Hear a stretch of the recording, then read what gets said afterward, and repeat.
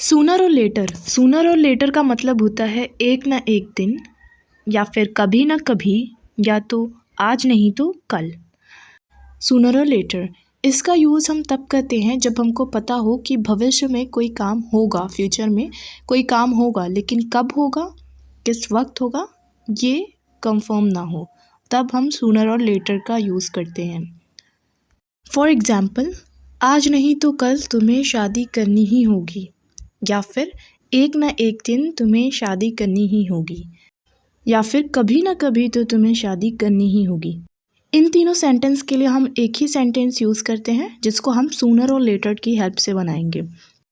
Sooner और later you will have to marry, आज नहीं तो कल तुम्हें शादी करनी ही होगी।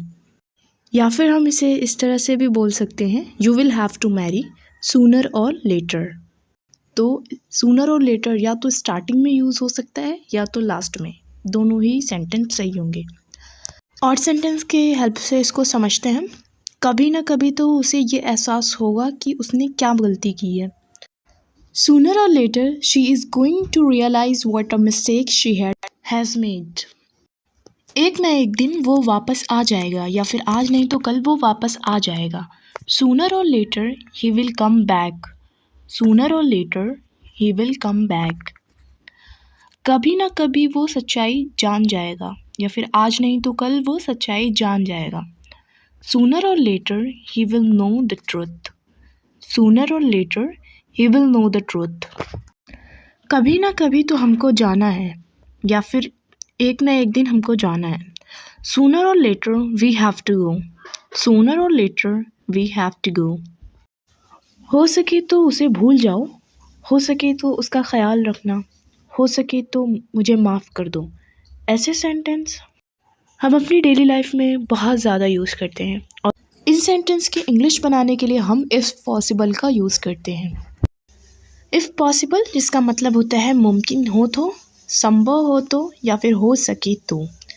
ऐसे सेंटेंस की इंग्लिश बनाने के लिए हम इफ़ पॉसिबल का यूज़ करते हैं। एग्जाम्पल के थ्रू समझते हैं। हो सके तो उसका ख्याल रखना, या संभव हो तो उसका ख्याल रखना। If possible take care of him. If possible take care of him. और अगर लड़की है तो if possible take care of her. हो सके तो उससे ना मिले। If possible don't meet him.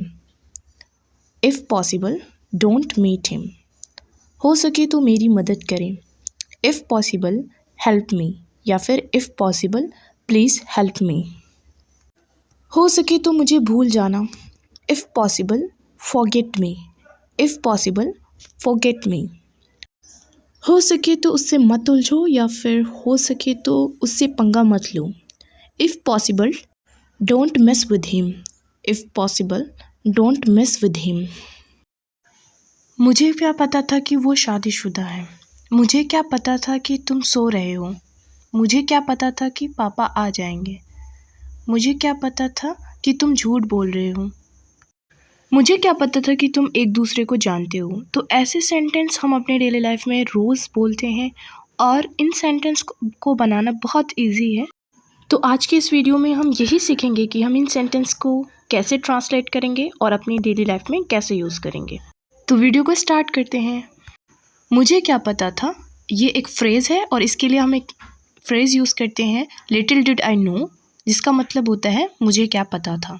इसको हम सेंटेंस में स्टार्टिंग में यूज़ करते हैं। इसमें एक चीज़ जो याद रखने वाली ये है कि लिटिल डिड आई नो ये पास्ट टेंस का है, तो आने वाला सेंटेंस भी पास्ट का होगा। कुछ नहीं करना है, बस जहाँ पे विल आएगा वहाँ पे वुड यूज़ करेंगे, और इस MR की जगह हम वॉज और वर यूज़ करेंगे। तो स्ट्रक्चर है लिटिल डिड आई नो और दैट प्लस सेंटेंस। एग्जाम्पल है, मुझे क्या पता था कि वो बीमार है।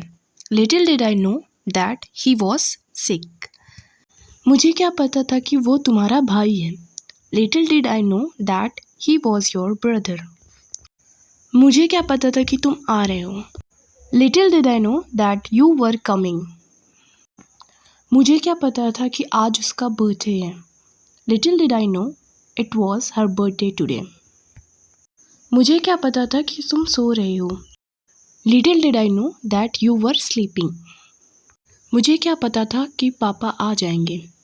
Little did I know that पापा वुड कम। मुझे क्या पता था कि वो शादीशुदा हैं। Little did I know that she was married. एक सेंटेंस आपके लिए, मुझे क्या पता वो झूठ बोल रही थी। तो हम अपनी डेली लाइफ में अक्सर ही ऐसे सेंटेंस बोलते हैं, जैसे ज़रूरत से ज़्यादा मत हंसो, ज़रूरत से ज़्यादा मत परेशान करो, ज़रूरत से ज़्यादा मत बोलो, या ज़रूरत से ज़्यादा मत सोचो। तो आप सभी ने नोटिस किया होगा कि इन सेंटेंसेस में ज़रूरत से ज़्यादा का इस्तेमाल बार बार किया गया है। इसके लिए हम इंग्लिश में मोर देन इनफ का यूज़ करते हैं। स्ट्रक्चर है डोंट प्लस वर्ब की first form plus more than enough, and अगर ऑब्जेक्ट है तो वर्ब के बाद ऑब्जेक्ट। एग्जाम्पल के थ्रू इसे अच्छे से समझ लेते हैं।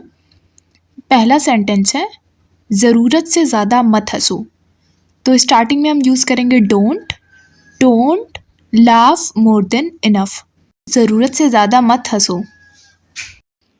नेक्स्ट सेंटेंस है ज़रूरत से ज़्यादा मत सोचो, don't think more than enough, don't think more than enough, ज़रूरत से ज़्यादा मत सोचो। ज़रूरत से ज़्यादा परेशान मत करो, तो don't bother me more than enough. Bother का मतलब होता है परेशान करना, तो don't bother me more than enough, ज़रूरत से ज़्यादा मत परेशान करो। नेक्स्ट सेंटेंस है ज़रूरत से ज़्यादा मत बोलो, don't speak more than enough, ज़रूरत से ज़्यादा मत बोलो। ज़रूरत से ज़्यादा मत चिल्लाओ, don't shout more than enough. Shout का मतलब होता है चिल्लाना, don't shout more than enough. इसी तरह और भी बहुत सारे सेंटेंस आप बना सकते हैं इस स्ट्रक्चर से। एक सेंटेंस आपके लिए होमवर्क, ज़रूरत से ज़्यादा मत खाओ। इस सेंटेंस की इंग्लिश आपको कमेंट बॉक्स में बतानी है। तो हम अपनी डेली लाइफ में ऐसे सेंटेंस अक्सर यूज़ करते हैं, जैसे जाना है तो जाओ, पढ़ना है तो पढ़ो, खाना है तो खाओ, खेलना है तो खेलो। ऐसे सेंटेंस बनाने के लिए हम एक स्ट्रक्चर का यूज़ करते हैं। स्ट्रक्चर है if you want to plus verb की first form plus then plus verb की फर्स्ट फॉर्म। यहाँ पे 2 बार वर्ब की फर्स्ट फॉर्म यूज़ हुई है एंड दोनों वर्ब जो होगी वो सेम होगी। एग्जाम्पल से समझते हैं। पहला सेंटेंस है जाना है तो जाओ, तो हम स्टार्टिंग में यूज़ करेंगे if you want to, verb है गो, तो go then go, if you want to go then go, जाना है तो जाओ। पढ़ना है तो पढ़ो, if you want to study then study, पढ़ना है तो पढ़ो। खेलना है तो खेलो, if you want to play, play का मतलब होता है खेलना, तो if you want to play then play, खेलना है तो खेलो। नेक्स्ट है आना है तो आओ, if you want to come then come, बोलना है तो बोलो और पूछना है तो पूछो। इन 2 सेंटेंस की इंग्लिश आपको कमेंट बॉक्स में बतानी है। आई होप कि वीडियो आपको अच्छी लगी हो। अगर वीडियो आपको अच्छी लगी हो तो वीडियो को लाइक करें, शेयर करें एंड मोर वीडियोस के लिए मेरे चैनल को सब्सक्राइब करें।